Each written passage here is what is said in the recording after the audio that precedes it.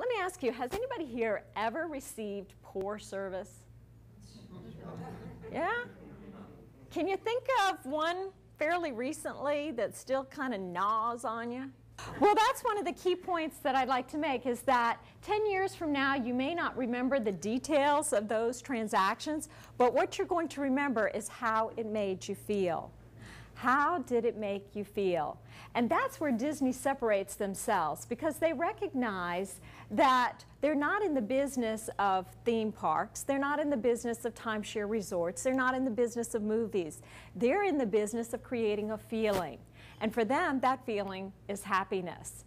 And they know that on an average day, each one of their guests is going to come in contact with up to 60 of their cast members.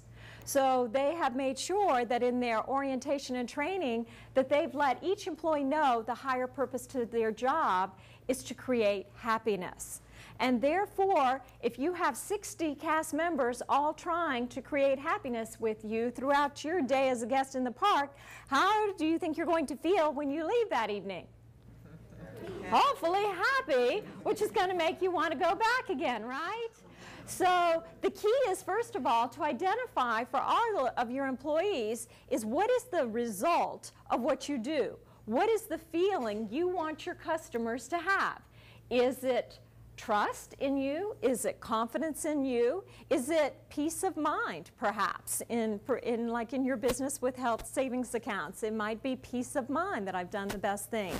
By identifying that, you give a higher purpose and inspiration. So now, when I come in to do my work, maybe my work is just recording numbers on a log in a back office in your location. But if I know, though, the purpose to those is that I'm delivering trust to my customers, it makes me feel more inspired and motivated in doing my job.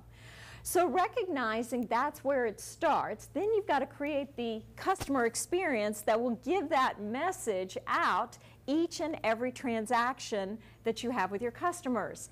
Now, in researching that 68% of customers who are fickle to you, do you think that it's because in the experience they received poor, rude service?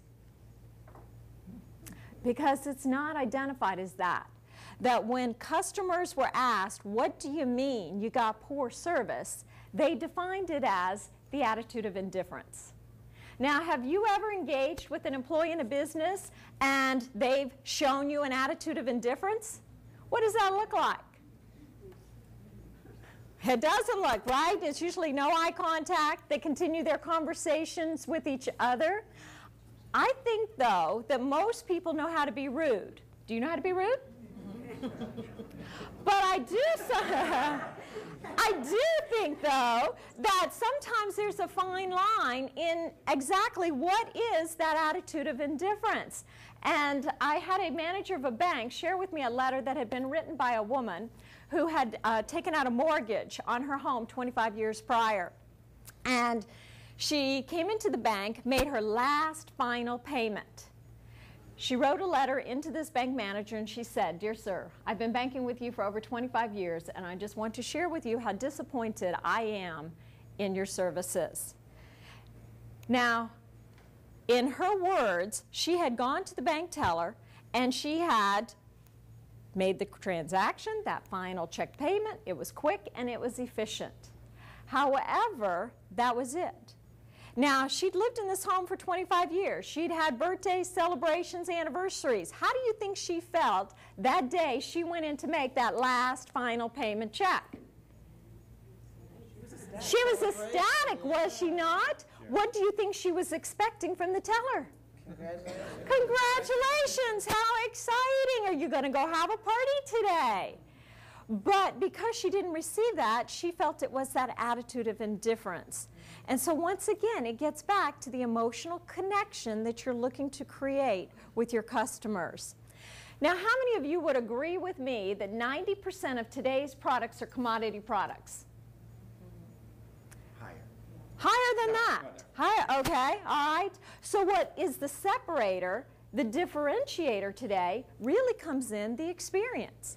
What kind of experience are you going to deliver to me when I do business with you or when I interact with you versus when I interact with your competitors. And that's where the customer experience begins. There's actually 4 components to that experience. The first is the customer, obviously. The second is your service environment. What does your physical environment speak to the customer before any of you or your employees do? The third element is the service delivery. This is that people-to-people interaction now. And then the fourth component are your processes. Do you make it easy to do business with you, or do you make it difficult to do business with you? All right, so let's start with the first one. The customer, in the middle. Most organizations tend to look through the lens of the organization versus the lens of the customer. Let me share with you an example that some of you might know about. Having lived here in Orlando for a long time, at the Altamont Mall, it was built back in the 1970s. There was a store that I used to go to there very frequently, but they underwent a refurbishing, re-enhancement. And so when they had their grand opening, it was close to my husband's birthday. I thought, great, I'll go to the grand opening, I'll buy him a present, and I'll get to see what they've done to it. I get into the store and go to the men's area, and I can't find a shirt size. So I look around for somebody to help. And obviously, there's no one around. So I say, well, what's going on? And one of the customers says, oh, they've moved everything into the center of the store now. You have to go to the kiosk. So I had to walk all the way to the kiosk, stand in line, wait to be able to ask somebody where I might find his size, then walk all the way back to the men's department, look for the shirt, and hopefully on my own find it, and then if I wanted to purchase it, walk all the way back to that kiosk. Now, was that design looking through the lens of the organization or the lens of the customer? Obviously, the lens of the organization. What were they thinking? Centralization. We don't have to do as much training. We don't have to hire as many employees. You know what? I haven't been back since then. Lifetime value of a customer. 2 very simple questions to ask to determine, are you looking through the lens of the customer? The first question, what are their emotions? The second question, what are their needs? Most of the time, we address the needs first. And let me give you an example how this works. My father got very, very sick last year, and we had to put him into the hospital. I went down to the hospital, and they were under major construction. So finally found a parking lot, and you know then the trekking across that you've got to do. And I made my way through, thought to the area that was the main lobby. I went up to a gentleman who had on a hospital-looking uniform, and I said, my dad is really, really sick. I'd like to go visit him. Could you please tell me where the patient rooms are? And he said, yes. Patient rooms are down the hall to the double doors. Go through those, up the elevator to the 7th floor, and go to the right. I said, okay, thank you. So as I started to go down and try to find my way once again through the maze to find those double doors, I got turned around. And I thought, well, heck, I'm just going to ask somebody else how to get there.